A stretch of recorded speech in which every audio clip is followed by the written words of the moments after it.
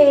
जनाबे सदर, इल्म की बदौलत इंसान कायनात को तस्खीर कर रहा है, चांद पर कदम रख चुका है। इल्म ने हमारे माहौल को तब्दील कर दिया है, हमारा तर्ज फिक्र बदल दिया है और हमारी रोजमर्रा जिंदगी पर गहरे नकूश छोड़े हैं। ऐ इल्म, तुझसे बढ़कर कोई नहीं खजाना, ऐ इल्म, तुझसे बढ़कर कोई नहीं खजाना, जा रही है तेरे दम से दुनिया का कारखाना। सदर ज़िवकार, जिंदगी का कोई मरहला ऐसा नहीं जब इंसान को इल्म हासिल करने की जरूरत नहीं होती। नबी करीम सल्लल्लाहु अलैहि वसल्लम ने फरमाया कि माँ की गोद से लेकर कुआं तक इल्म हासिल करो। इल्म एक ऐसी सीढ़ी है जिस पर इंसान कदम रखकर बुलंद से बुलंद तर हो जाता है। इल्म खुद इंसान की हिफाजत करता है, जबकि मालो दौलत की हिफाजत करनी पड़ती है।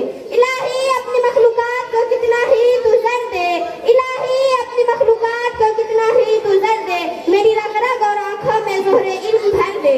जनाबे सदर, इल्म इंसान के अंदर शौर और आगाही बख्शता है। जब इंसान के अंदर शऊर की शमा रोशन हो जाए तो उसे खैर और शर और नेकी बदी की तमीज आ जाती है, जिंदगी और मकसद समझ आ जाता है और मंजिल का इंतखाब करना आसान हो जाता है।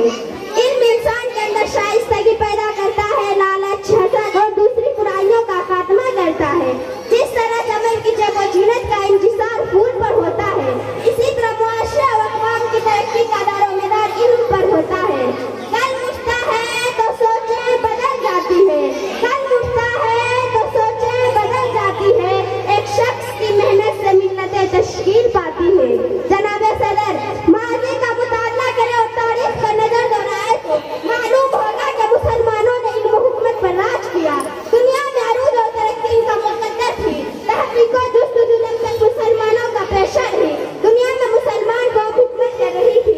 संतो हरफत और दूसरा अनमो फनून जो काम के अरूज और जवान के फैसले करते हैं मुसलमानों के हाथ में थे, लेकिन मुसलमानों ने जैसे ही इल्म से अपना नाता तोड़ा तो अहले मग़रिब इन पर हावी होते गए। वो हमारी इल्मी और फिक्री सरमाए से अपनी बर्तागिरी का आगाज करते गए। कल उठता है तो लाजिम है कि हो इल्म के साथ अमल भी, लाजिम है कि हो इल्म के साथ अमल भी, सरशक्ति